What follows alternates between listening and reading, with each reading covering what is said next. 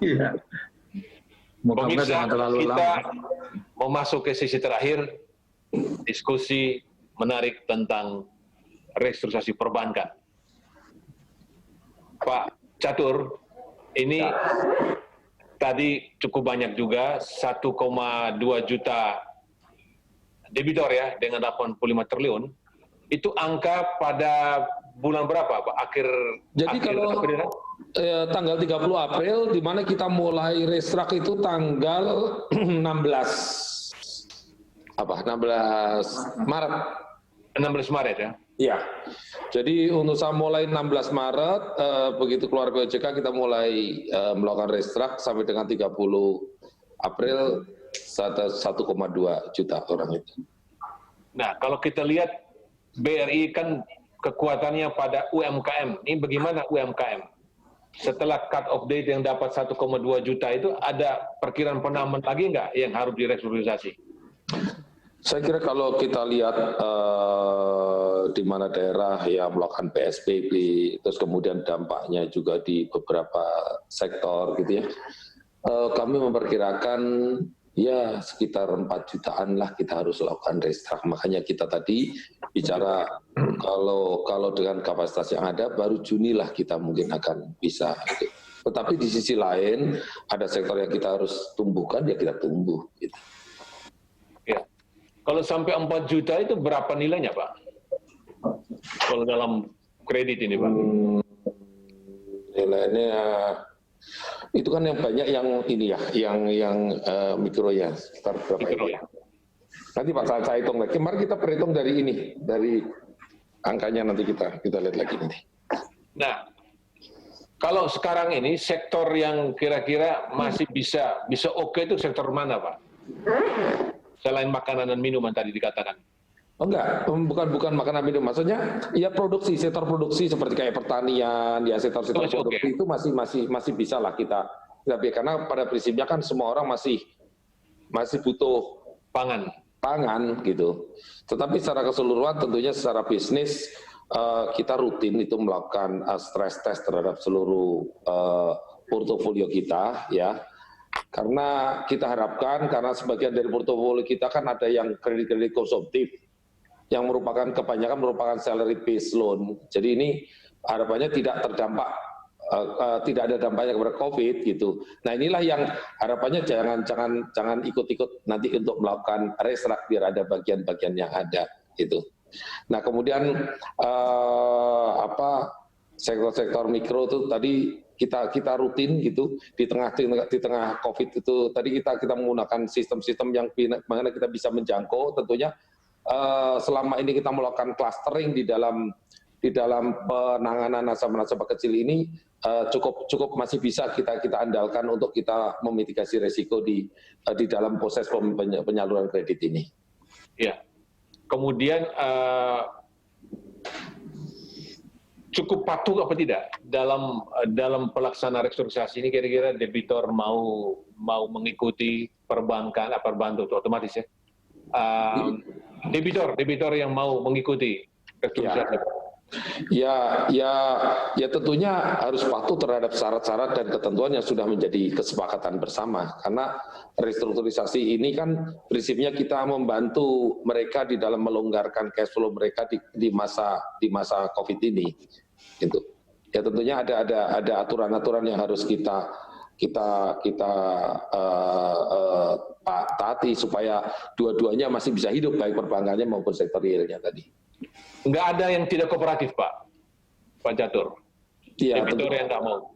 Tentunya karena nasabah kita begitu banyaknya, dari sekian juta ini ada 1-2 tentunya ada, dan kita coba memberikan sosialisasi dan aturan-aturan jelas kepada petugas kita di lapangan ya sebagai lini terdepan di dalam konteks melakukan pendekatan kepada nasabah. Insentif yang diberikan oleh OJK itu sudah cukup membantu apa tidak, Pak?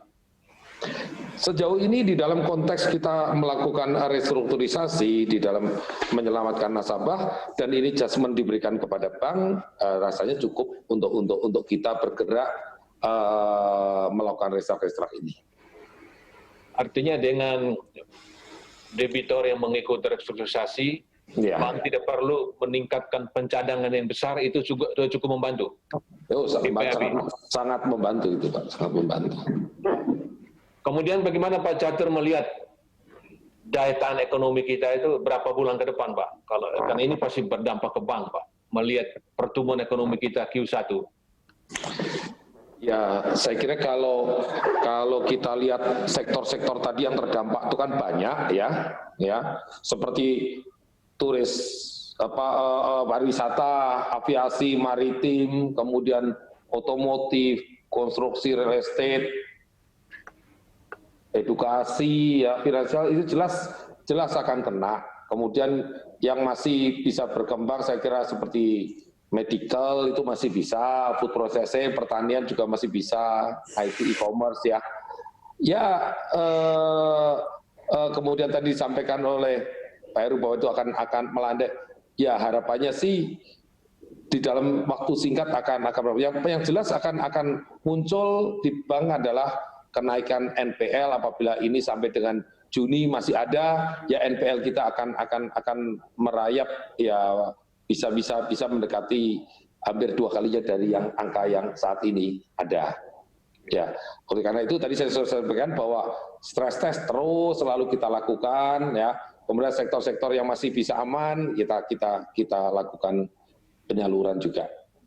Stress test itu dilakukan setiap bulan atau sekarang dengan begini apa setiap minggu? Stress test dilakukan oleh BRI. Kita rutin Pak, kita melakukan stress test rutin ya di dalam skenario yang berubah selalu kita melakukan satu antisipasi terhadap perubahan-perubahan yang ada ini. Apakah ada harapan ada insentif tambahan dari OJK Pak Catur melihat kesulitan dalam berhadapan negosiasi dengan para debitor? Saya kira sih kalau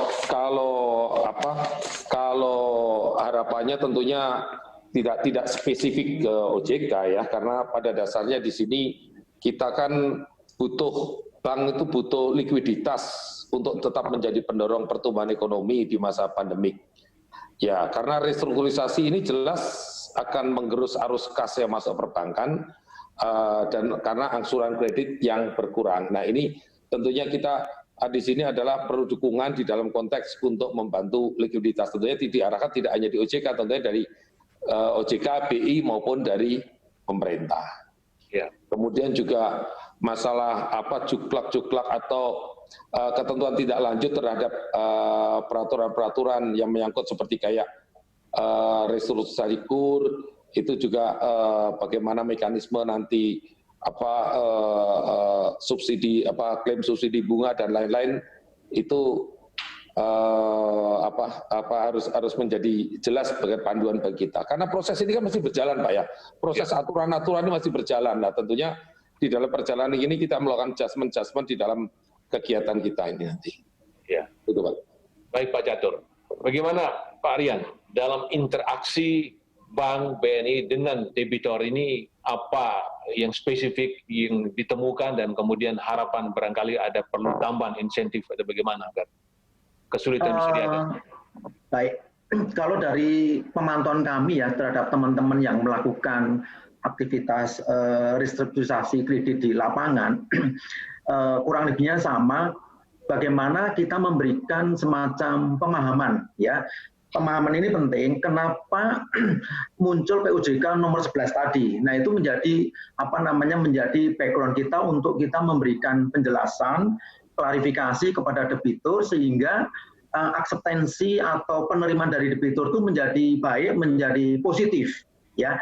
Nah, kalau keterbukaan mindsetnya sudah positif, kita di dalam melakukan due diligence, melakukan evaluasi terhadap profil daripada debitur ini beserta prospek usahanya itu menjadi lebih enak, lebih mudah.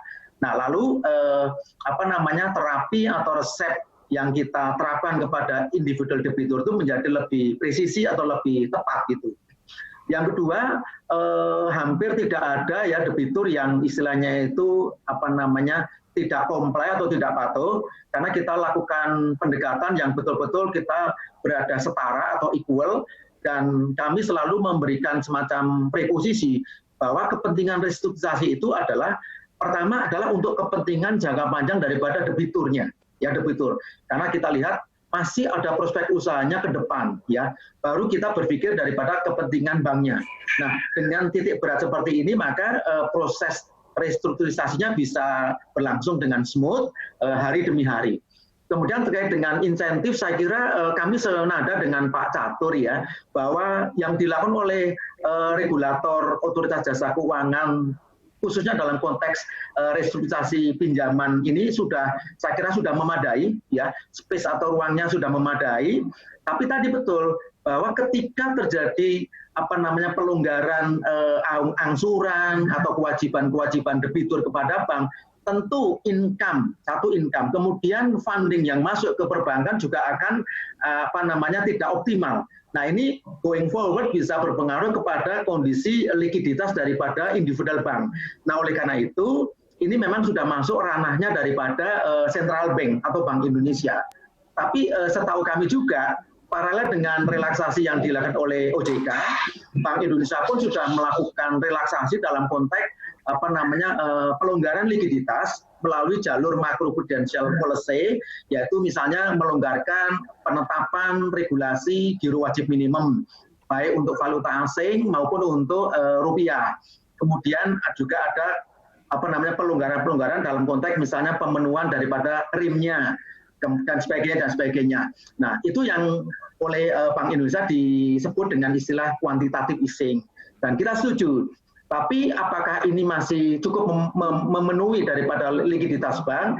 Sampai hari ini sih masih oke. Tapi kita nggak tahu kalau perambatan daripada efek COVID itu masih berlanjut di kuartal kedua, ya mungkin kebutuhan likuiditas agar kita betul-betul dalam posisi yang betul-betul sehat dengan parameter misalnya loan to deposit ratio-nya katakanlah di kisaran 90%. Nah, mungkin kita bisa katakan enough is enough gitu.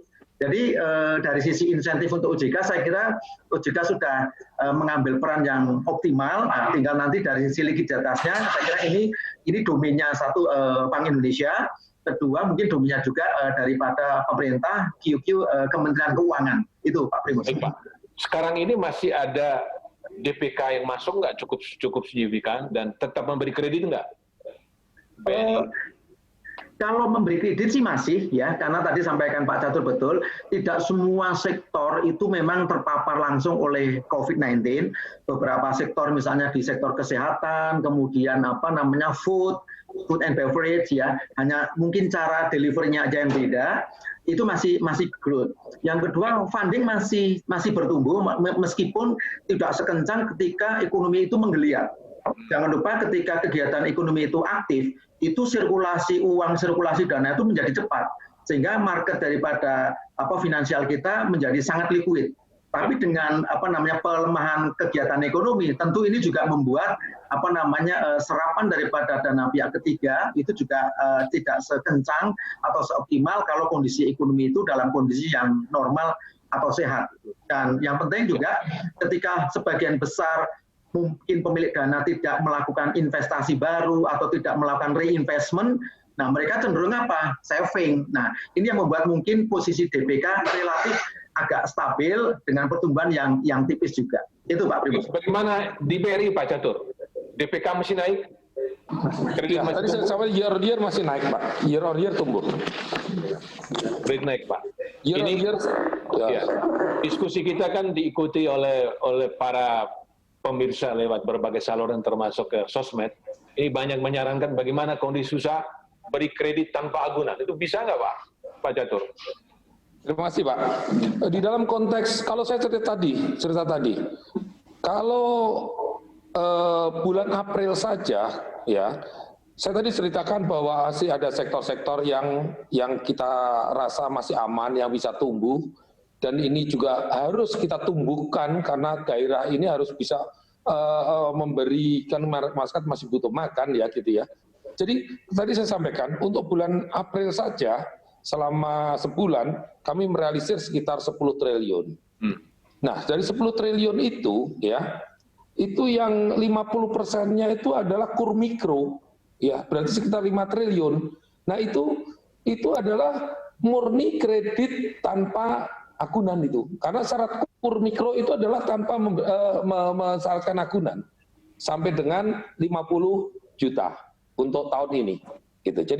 Jadi kalau kita bicara apakah sektor masih harus tumbuh, ya kita memang harus menumbuhkan itu dengan tetap memberikan kredit sektor-sektor. Tentunya di sini cara memberikannya juga harus lebih prudent, selektif, ya. Cara pendekatan juga berbeda karena ada model kontak yang berbeda. Saya kira itu. Ya. Bagaimana Pak Heru? Ya. Tadi betul yang disampaikan oleh Pak Rian dan Pak Catur ya. Tetapi kalau kita lihat bahwa stimulus yang diberikan oleh OJK untuk sektor keuangan kita tidak hanya POJK 11 ya. Saya ingin menekankan bahwa ada juga PSAK 71 yang instrumen keuangan yang kita relaksasi juga. Di dalam PSAK 71 kan sebetulnya kalau kita terkait dengan expected credit loss, jadi mestinya harus membentuk cadangan gitu kan. Tetapi di dalam relaksasi kita, PSAK 71 kita tunda selama 1 tahun.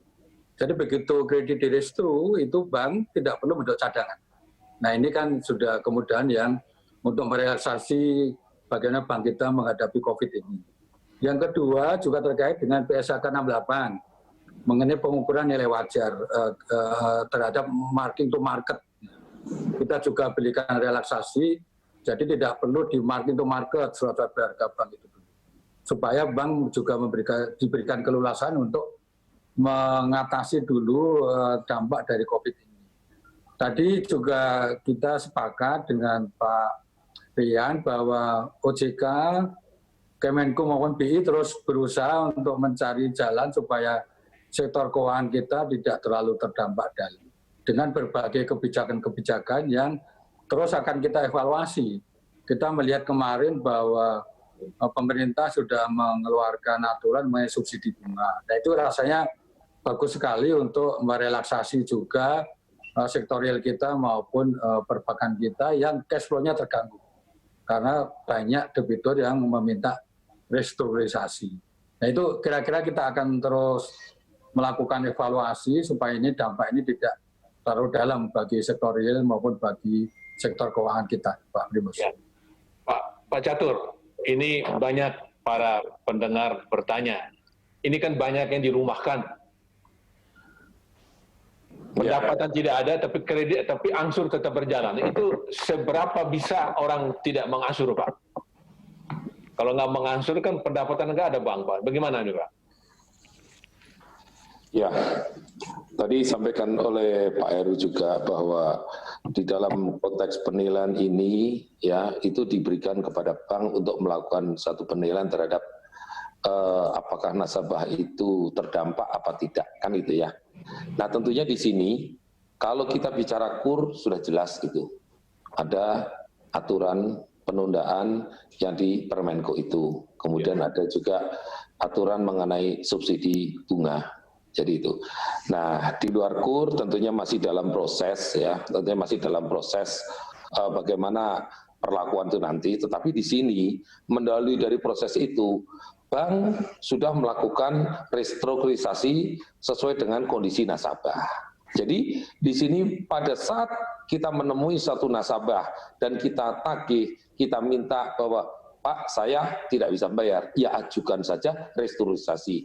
Caranya juga mudah, semua prosesnya bisa juga tidak harus datang, tetapi menggunakan aplikasinya juga sudah kita kirim online, bisa juga pakai WhatsApp, bisa juga media yang paling mudah, sehingga di sini ada harapan kita kepada orang yang benar-benar terdampak lah yang akan kita bisa harapkan berikan restrukturisasi. Tentunya bagaimana sih terdampak? Ya satu ada daerah, ada zonanya, kemudian ada juga mengalami penurunan omset. Ya, nah ini ada kriteria-kriteria kepada nasabah yang dilakukan restrukturisasi. Itu Pak yang bisa saya sampaikan. Saya pikir bagus sekali Pak Catur. Pak Rian, sambung dari Pak Catur tentang imbauan BNI kepada para debitor dalam kesulitan mengangsur. Kan mereka minta sebaiknya tidak mengangsur. Kalau sebaiknya tidak mengangsur, tentunya itu tidak bisa dilakukan semacam generalisasi atau pukul rata. Semua kembali kepada satu hasil asesmen atau hasil diagnostik dari teman-teman yang melakukan race-through. Karena nggak fair antara orang yang sehat, cukup sehat dengan sakit, masa diperlakukan sama. Yang kedua adalah tadi yang sudah kita diskusikan di depan, harus ada semacam cooperativeness ya, dan keterbukaan dari debitur. Kenapa mereka mengalami situasi yang sulit itu apa? Ini penting karena dari situ lalu akan muncul solusi yang kira-kira itu win-win, baik dari sisi bank kreditur maupun dari sisi debitur, apakah itu debitur selaku pelaku usaha, apakah itu debitur sebagai konsumen. Nah, kalau kita bicara debitur sebagai konsumen, setahu saya sudah ada peraturan Bank Indonesia yang merelaksasi untuk debitur-debitur yang memiliki kewajiban kartu kredit. Itu sudah ada semacam pelonggarannya, misalnya boleh menunda sampai dengan 6 bulan misalnya, ada aturan-aturannya. Nah itu tapi yang sifatnya untuk konsumtif loan atau consumer loan. Tapi kalau untuk yang productive loan di bawah 10 miliar, ya tadi kita merefer kepada satu, guidance-nya adalah dari POJK nomor 11 tahun 2020. Kemudian mengacu kepada internal policies daripada setiap bank. Karena setiap bank tentu punya regulasi-regulasi internal yang diterapkan kepada setiap debiturnya itu berdasar kondisi objektif yang diderita atau dirasakan oleh debitur saat ini dan beberapa bulan ke depan, paling tidak sampai dengan Maret 2021 sesuai dengan relaksasi yang diberikan oleh OJK. Itu Pak. Prinsipnya kita harus duduk sama ya, suka sama suka, duka ya sama duka gitu. Terakhir Pak, ayo sedikit aja pendek 1 menit tentang imbauan tentang angsuran ini Pak, imbauan tentang angsuran. Ya, terima kasih. Saya kira bahwa semua ini kan kita lakukan harus sharing pain ya, sehingga terhadap debitur-debitur yang masih mampu untuk mengasur ya lakukannya kewajibannya dengan baik, kan gitu ya. Ini hanya kepada debitur yang betul-betul terdampak COVID. Sehingga kalau merasa masih mampu memenuhi kewajiban, ya lakukanlah kewajibannya pada bank dengan baik. Ini supaya sama-sama kita sharing pain terhadap dampak dari COVID ini, bahwa sektor realnya jalan, banknya juga tetap bisa memberikan pelayanan yang baik kepada nasabahnya. Itu Pak. Baik. Pemirsa, kita sudah mengikuti diskusi bersama dengan narasumber kita tentang jurus perbankan hadapi COVID. Pesan yang penting sekali dari 3 narasumber kita adalah bahwa kita semua menghadapi masa sulit. Kita semua, tak satu pun yang tidak menghadapi. Kalau dalam konteks perbankan, yang menghadapi masalah ini bukan hanya debitor, tetapi juga perbankan. Karena perbankan itu mengelola uang masyarakat juga, uang Anda juga. Oleh karena itu, menjaga jangan sampai uang Anda, dana masyarakat hilang. Oleh karena itu, imbauan dari 3 narasumber adalah kita harus mengedepankan bagaimana good faith kita, semangat gotong royong kita. Kita dalam keadaan kita untung, kita sharing gain. Tetapi dalam kondisi kita menderita karena COVID, maka kita juga sharing pain. Ada yang bertanya banyak lewat Facebook, lewat Twitter, bahwa apakah tidak perlu kita mengangsur. Bahkan ASN bertanya, mengapa kami disuruh untuk mengangsur? Karena bagaimanapun juga ASN sudah dipastikan tidak ada PHK, tetap ada fixed income. Oleh karena itu, semua mereka yang mendapatkan fixed income, pendapatan tetap, dan lumayan punya kemampuan tetap harus mengangsur supaya semua sehat demi ekonomi kita ke depan. Dan kita sama-sama mengharapkan berdoa kiranya COVID akan selesai, tetapi doa harus diikuti oleh disiplin kita dalam social distancing. Terima kasih kepada narasumber kita, Pak Heru, Pak Catur, dan Pak Rian. Terima kasih. Waktu saya kembali ke studio dengan Julita.